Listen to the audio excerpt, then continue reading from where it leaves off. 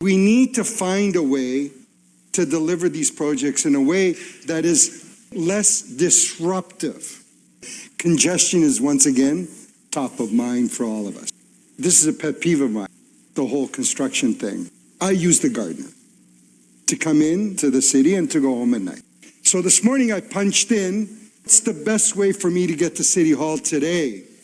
And lo and behold, but it said the gardener. 1 hour and 2 minutes was the fastest way here. It's always been an hour and 10 minutes, an hour and 5, an hour and 15, even before the construction work.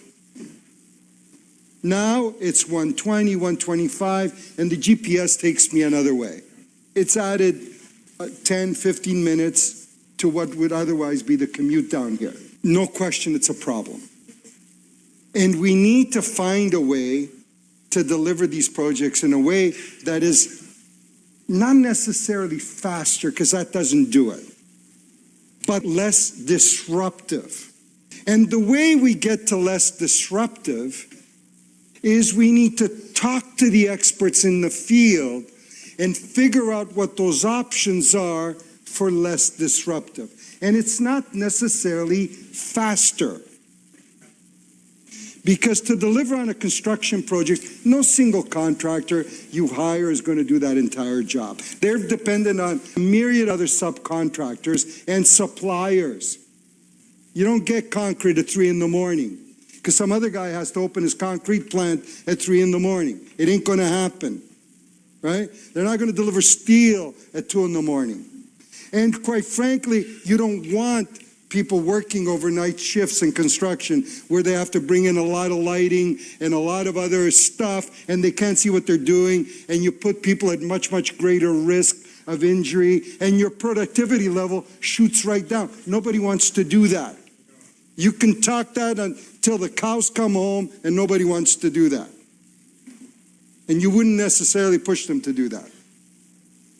You can't buy materials 4 or 5 years into the future at any given price and expect supply, because then some idiot invades another country somewhere and your steel prices go up 3,000% and the supply chain dies and your project's delayed. The logistics of it are just, but I hear something that you can do, right? And I'll give you an example, a little pet peeve of mine on College Street. You redid College Street last year or the year before. North side, south sides, pinch the road, right? What should have happened there is you should have added a few months to the contract, but ensured that 3 lanes or 4 lanes were always open, all the time, so that they don't close it and move the same number of men and the same number of machines, do one side, do another, close the road. That's what you need to do. So what we need to think about doing is building into these contracts